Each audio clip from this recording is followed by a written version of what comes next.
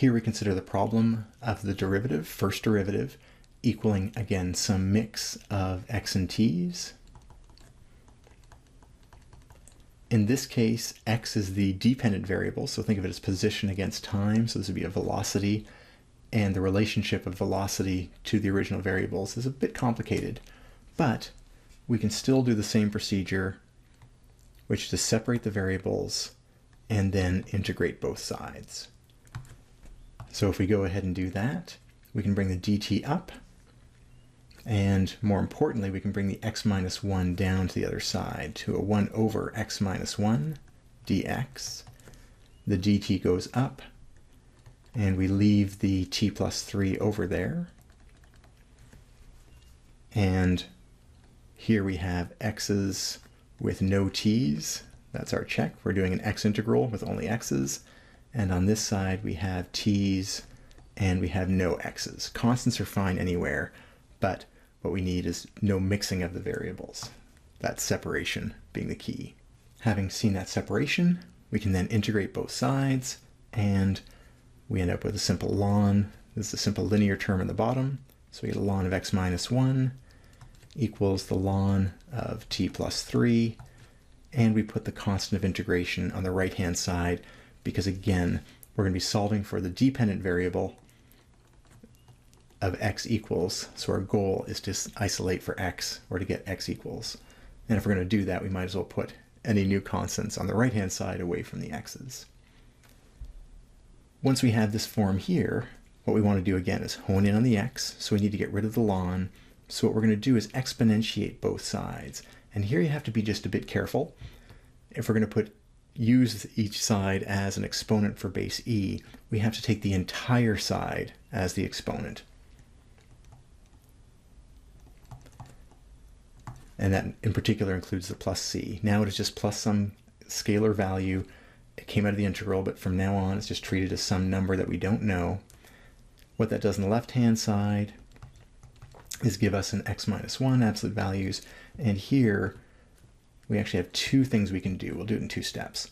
We'll have e to the ln of t plus 3, and then e to the c is going to be a multiplier of that.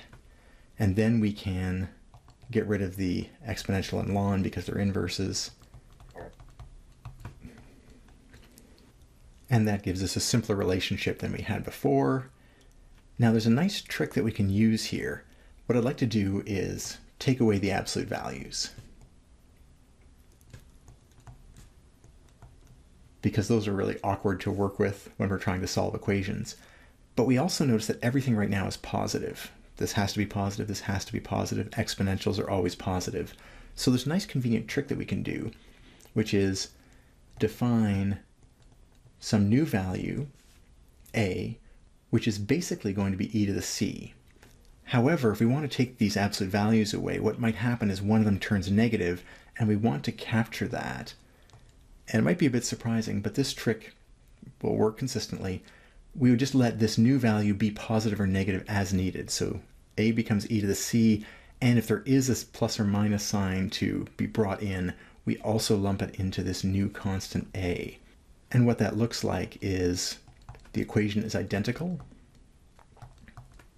except now instead of e to the c, we have an a, and all the absolute value signs have been removed and replaced with brackets if needed. And what we get at the end of the day is a t plus 3 plus 1. That would be our general solution.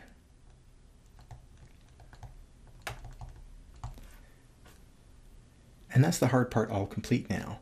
Notice we actually have a different kind of question here. We have an initial value problem. So we also have information about what x is equal to when t is -1. So we're going to take advantage of that as well. But we'll do that on the next page. From our general solution, we can now sub in the values t equals -1, x equals 0, and that gives us an equation with a, but nothing else. And that lets us isolate or solve for the value of a. So this will be -2, so we'll have 2a equals 1, a is equal to 1/2.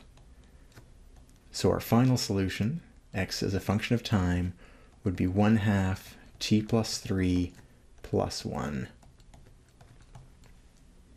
And that would be our particular solution that also satisfies the initial value as well as the differential equation itself. And again, if it's easy, it behooves us to verify the solution.